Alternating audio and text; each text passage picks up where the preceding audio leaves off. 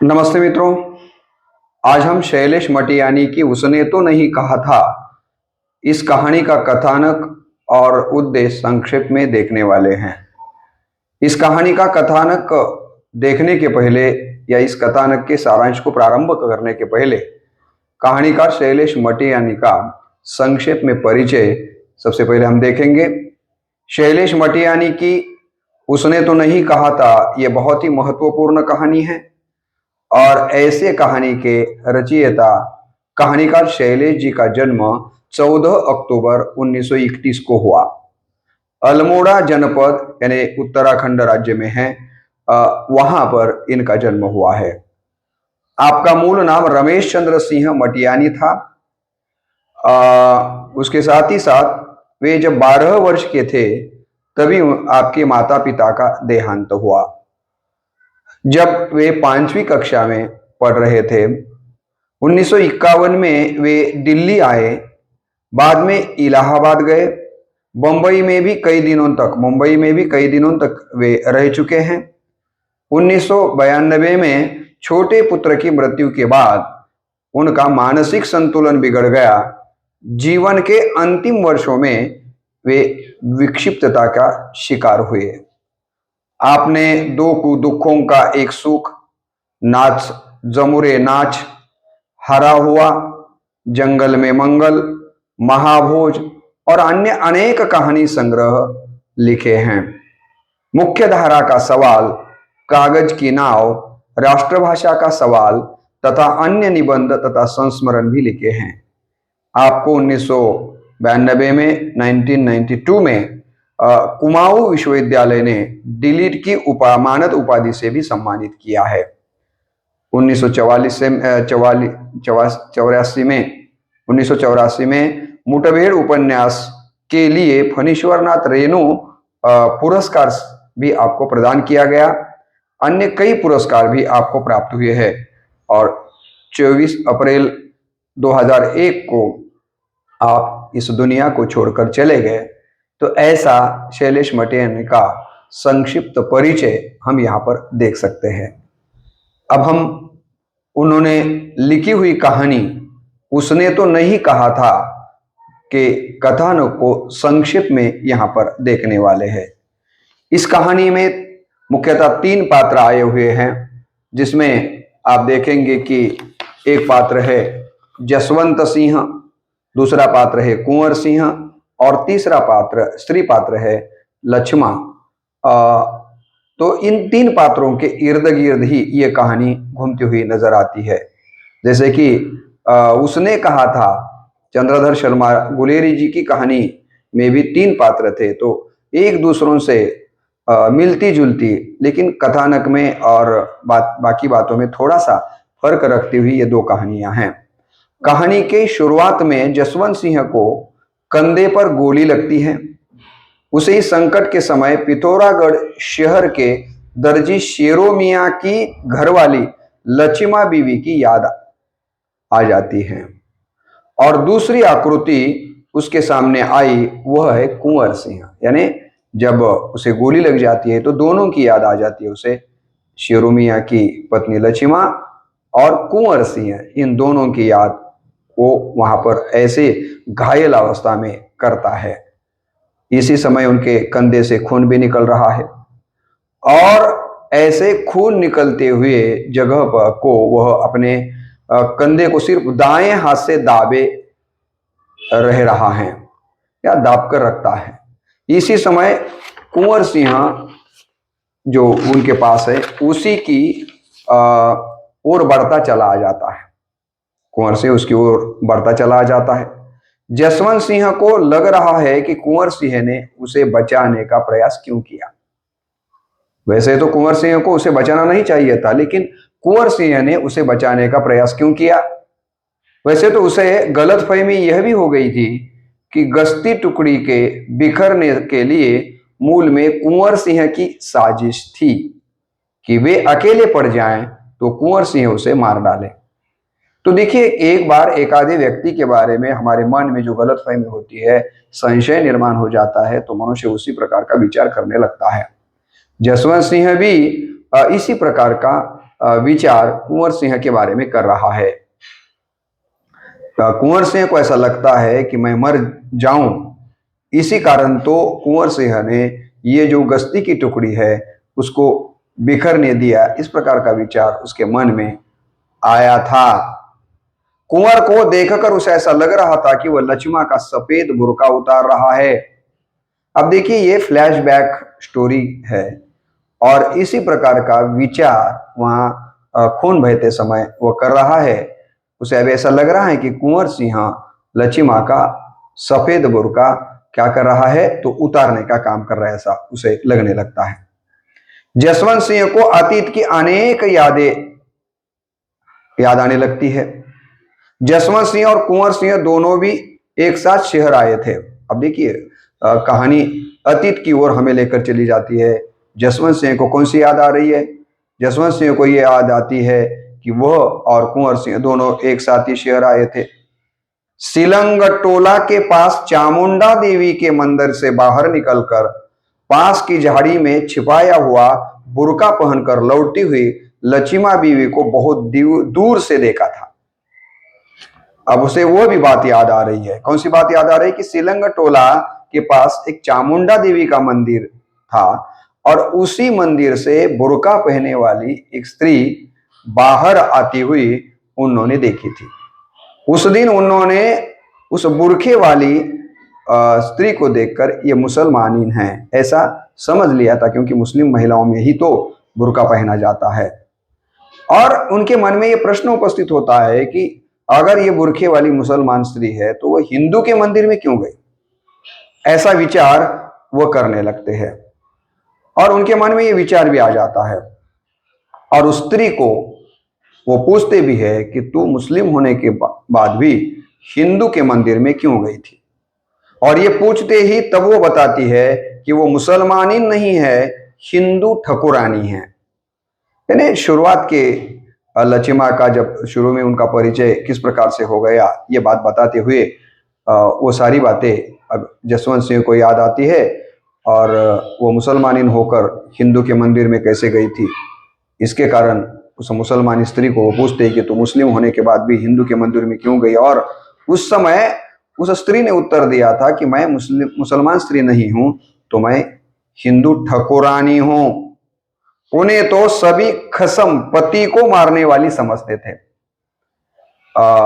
इस स्त्री को पति को मारने वाली स्त्री के रूप में लोग कहते थे, क्योंकि इनकी कई बार शादियां हो गई और जैसे ही शादी हो जाती है तो उसका पति मर जाता है। आप समाज में देखते होंगे कि ऐसी अगर घटनाएं बार बार हो जाती है तो लोग इस प्रकार का नाम तो रखेंगे ही। इसको भी पति को मारने वाली, जिसे सभी खसम का मतलब पति को मारने वाली के रूप में इस स्त्री को उस समय के लोग, उसके आजू बाजू के सारे लोग इसी दृष्टि से उनकी ओर देखते हैं, क्योंकि वह जीवन में 3 बार विधवा हुई है। आज तो उसकी आयु 22-23 की है। आज उनकी आयु 22-23 की है, लेकिन इसके पहले वह 3 बार विधवा हो चुकी है। जब पहली बार वह विधवा हुई थी तब वो 7 साल की थी। जब दूसरी बार वह विधवा बन गई तब वो 13 साल की थी। और तीसरी बार पिछले ही वर्ष, मतलब लगभग 20-21 साल की जब थी, तब वो तीसरी बार विधवा हो चुकी है। 7वें साल में, 13वें साल में और 20-21 साल में, ऐसे 3 बार वह विधवा हो चुकी है। और इसी कारण वहां सारे लोग इसे पति को मारने के वाली स्त्री के रूप में देखते हुए वो स्वयं भी बता देती है।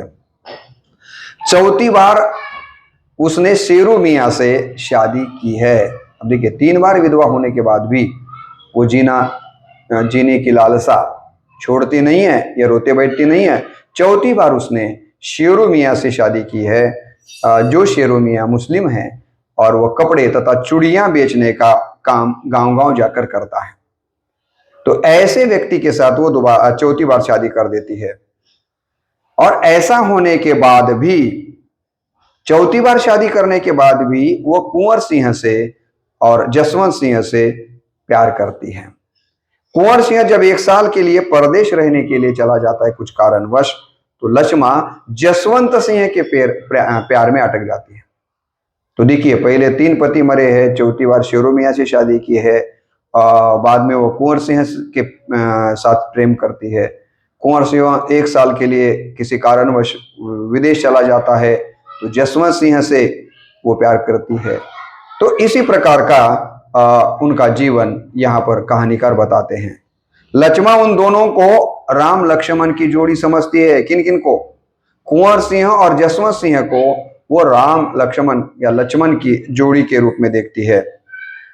इस दृष्टि से उनकी ओर देखती है। दोनों को भी वो प्यार करती है।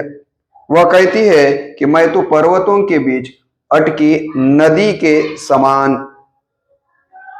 हूं। क्या कहती है? वो कहती है कि मैं तो पर्वतों के बीच अटकी नदी के समान बन गई हूं। जैसे दोनों तरफ पर्वत होते हैं और उसके बीच में से नदी बहती है ना, उसी प्रकार से मैं तो इसी प्रकार से आप दोनों आप एक दूसरे दोनों बाजू के पर्वत है और उसके बीच में मैं नदी के जैसे अटक गई हूं। यानी वह कुंवर सिंह और जसवंत सिंह दोनों के साथ भी एक जैसा ही प्रेम करते हुए हमें दिखाई देती है। जैसे ही कुंवर सिंह 1 साल परदेश रहने के बाद वापिस लौटता है, जसवंत सिंह और उसमें लक्ष्मा को लेकर दरार पैदा होती है। वैसे तो ये दोनों भी बहुत ही अच्छे मित्र थे, लेकिन दोनों भी जैसे कहते हैं ना, एक फूल दो माली। इसी प्रकार से एक ही लक्ष्मा पर दोनों भी प्यार करते हैं और लक्ष्मा दोनों के साथ समान रूप से प्यार करती है, लेकिन 2 पुरुषों को एक प्रेयसी सहन नहीं होती और इसी कारण दोनों में यानी कुंवर सिंह और जसवंत सिंह में इस कारण क्या हो जाता है, तो दरार उनकी मित्रता में आती हुई हमें देखने को मिलती है। यह देखकर उसे बहुत बुरा लगता है। किसको? लक्ष्मा को बहुत बुरा लगता है कि ऐसा क्यों ये मित्र इतने जीवश कंठस्थ मित्र थे, वो ऐसा इस प्रकार का विचार क्यों कर रहे हैं। लोग उसे खसम टोकने वाली यानी पति मारने वाली कहते हैं, इसका भी उसे दुख है। यानी देखिएगा कि विधवा है, उनके जीवन में कितनी बार संकट आ चुके हैं, उसमें के उस संकटों से भी बचने के लिए वो सहारा प्यार के माध्यम से चाहती है, लेकिन फिर जसवंत सिंह और कुंवर सिंह में जो उसे लेकर मित्रता में कटुता आ गई है, इसका उसे बहुत दुख होता है। और दूसरा दुख इस बात का है कि लोगों ने उनको पति को मारने वाली स्त्री के रूप में जो उनकी अवहेलना करते हैं, उसका भी उसे बहुत दुख होता है। पहले तो जसवंत सिंह फौज में भर्ती हो जाता है। कुछ दिनों के बाद कुंवर सिंह भी फौज में भर्ती हो जाता है। जैसे कि हमने उसने कहा था, इस कहानी में भी इसी प्रकार का वातावरण हमें देखने को मिलता है। केवल वहाँ एक ही बदल है कि वहाँ की जो सूबेदारिनी है वो बहुत छोटी थी। उसी समय उनका और लहना सिंह का प्यार होता है, लेकिन यहाँ पर आप देखते हैं कि यहाँ की जो लक्ष्मा है वो प्रौढ़ है और ऐसे अवस्था में वो कुंवर सिंह और हजारा सिंह से प्यार करती है। वहाँ पर पिता पुत्र और प्रियकर इस प्रकार का त्रिकोण उसने कहाता में है, तो यहाँ 2 मित्र और प्रेयसी इस प्रकार का त्रिकोण यहाँ पर दिखाया गया है। ये थोड़ा सा बदल हमें यहाँ पर देखने को मिलता है। अब देखिएगा कि इसको लेकर दोनों में अब दुश्मनी बन चुकी है और दोनों भी जसवंत सिंह और कुंवर सिंह दोनों भी फौज में भर्ती हो चुके हैं। दोनों एक दूसरे के अब दुश्मन बन चुके हैं। लेकिन आज तो और एक ही जगह पर लड़ाई के लिए वो चले गए हैं और लक्ष्मा को लेकर दोनों में तो दुश्मनी फैल गई है। लेकिन आज की स्थिति क्या है? जसवंत सिंह को मौत के खाई से कुंवर सिंह ने बचाया है। अब देखिए, जानी दुश्मन बने हुए थे, लेकिन जब युद्ध भूमि पर जसवंत सिंह पर संकट आ जाता है, तो ऐसे अवस्था में कुंवर सिंह उसे मरते मरते बचाने का काम करता है, कुंवर सिंह को बचाता है। जसवंत सिंह कुंवर सिंह को पानी पीने के लिए मांगता है, जैसे उसने कहा था, में भी हमने देखा है। यहाँ पर भी जसवंत सिंह कुंवर सिंह को कहता है कि मुझे पानी पिला दे, पानी पिलाने के लिए मांगता है। लगातार 2 दिन 2 रात कुंवर सिंह जसवंत सिंह की चारपाई से लगा रहा। देखिए कि वहां पर जसवंत सिंह कि ऐसी गोली लगी है, ऐसी अवस्था में चारपाई पर वो लेटा है और उसकी सेवा में 2 दिन 2 रातों से कौन बैठा है? तो एक जमाने का उसका मित्र और अब उसका दुश्मन उसके सेवा करते हुए यहां पर बैठा हुआ हमें दिखाई देता है।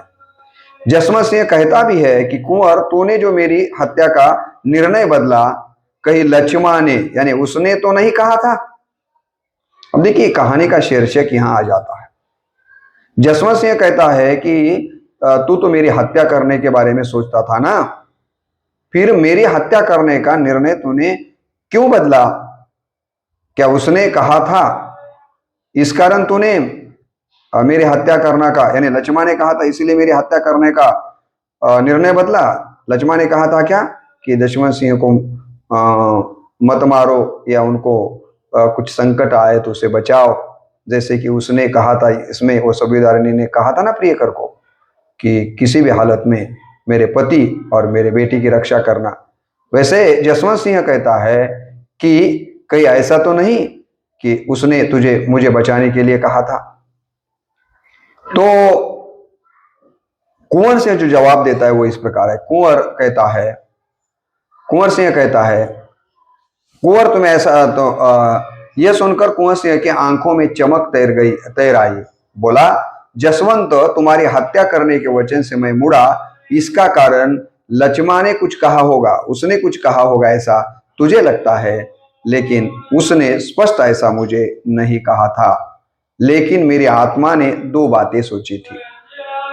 वो कहता है कि ऐसा नहीं है कि उसने मुझे ये बात कही थी, मेरे ही मन में 2 विचार आए जिसके कारण मैंने तुझे बचाने का काम किया है। और वो 2 बातें कौन सी है यहां पर वो बता देता है।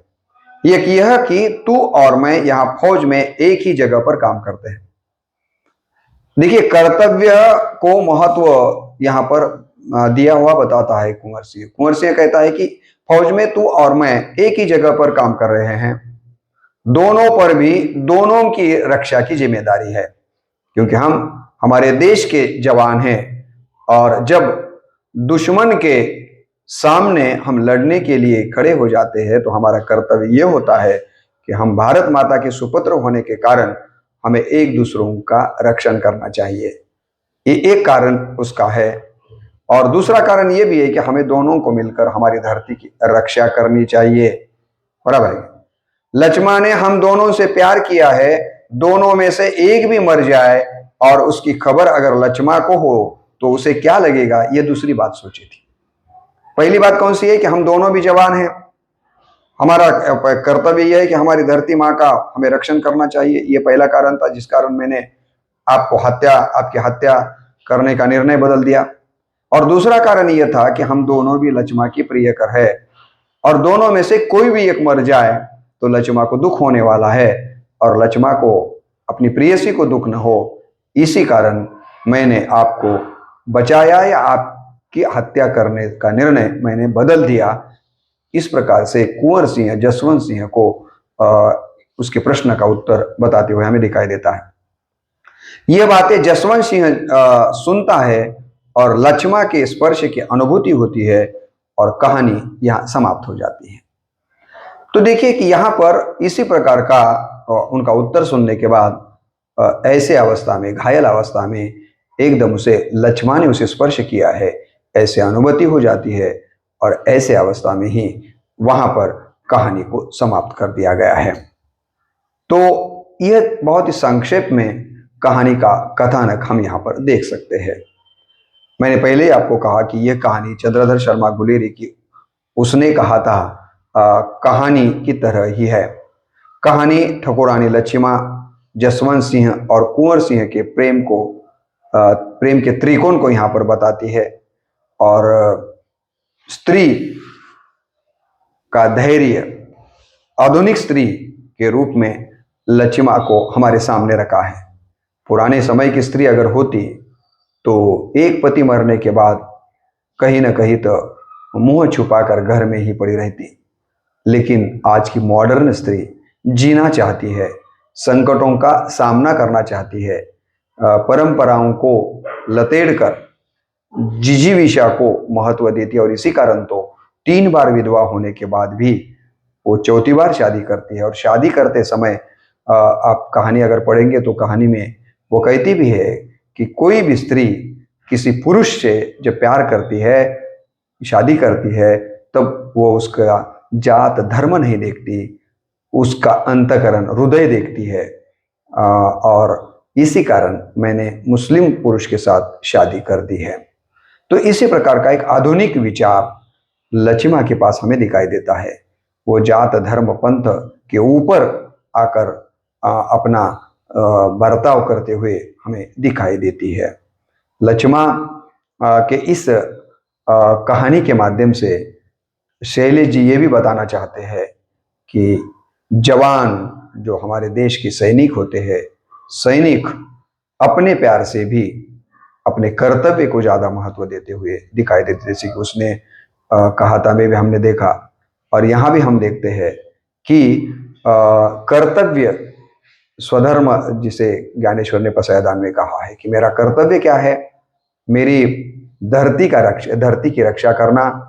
और दुश्मनों के सामने जब मैं और मेरा साथी दोनों भी भारतीय हैं तो हमारे स्वार्थ को बाजू रखकर देश के प्रेम को महत्व देना चाहिए, देश की धरती की रक्षा को महत्व देना चाहिए।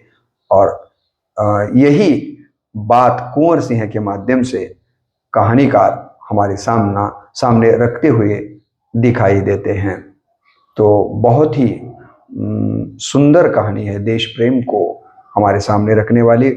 हमें भी हमारे वैयक्तिक प्रेम को देश प्रेम के सामने छोड़ना चाहिए और देश प्रेम को ज़्यादा महत्व देना चाहिए। ये सीख इस कहानी से प्राप्त हो सकती है।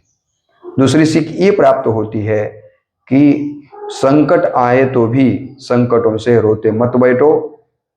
परंपराओं का, रूढ़ी परंपराओं का विचार कर अपना जो जीवन है उस जीवन को नरक मत बनाओ। जैसे भी हो, संकटों का सामना करते हुए जीने की लालसा को समाप्त मत होने दो। जैसे यहाँ लक्ष्मा के पात्र से हमारे सामने ये बात निश्चित रूप से आती हुई नजर आती है। और तीसरी बात ये भी बताई गई है कि सबसे बड़ा धर्म अगर कौन सा होगा तो वो इंसानियत का धर्म है। और हमें हमारे जीवन में शादी करते समय हो या प्रेम करते समय हो, जात धर्म इस बातों का विचार न करते हुए हमें एक इंसान का दूसरे इंसान से हृदय से प्यार अगर है तो उसका स्वीकार करना चाहिए। और ये बात भी यहाँ देखने जैसी है। कहानी के पात्र के जो संवाद है वो बहुत ही सजीव बन चुके हैं, भाषा शैली भी पात्रानुकूल हमें दिखाई देती है। कहानी के पूरे तत्वों को हम यहाँ अगर तत्वों की दृष्टि से देखें तो बहुत ही सजीवता से ये सारे तत्व इस कहानी में हमें देखने को मिलती है। तो ऐसी ये शैलेश मटियानी जी की बहुत ही महत्वपूर्ण कहानी स्वामी रामानंद तीर्थ मराठवाड़ा विश्वविद्यालय नांदेड़ द्वारा BA BSc BCom second language जिसे SL कहते हैं कि द्वितीय सत्र में पाठ्यक्रम में पहली कहानी के रूप में ही रखी गई है। तो हमें इस कहानी का संक्षेप में कथानक और उद्देश्य इस प्रकार से हम देख सकते हैं। बस इतना ही इस वीडियो के माध्यम से इस कहानी के बारे में देखेंगे। अगली कहानी और अगली कविता अगले वीडियो में एक एक कहानियाँ और एक एक कविता मैं अलग अलग वीडियो के द्वारा आपके सामने भेजता रहूँगा। आपसे नम्र निवेदन है कि आप इस कहानी को और जो भी भेजे गए वीडियो को आप सुनते रहे और आपके जो भी मित्र है उनको भी भेजते रहे। बस यही अपेक्षा रखते हुए इस वीडियो को मैं यहीं पर समाप्त करता हूँ। नमस्ते।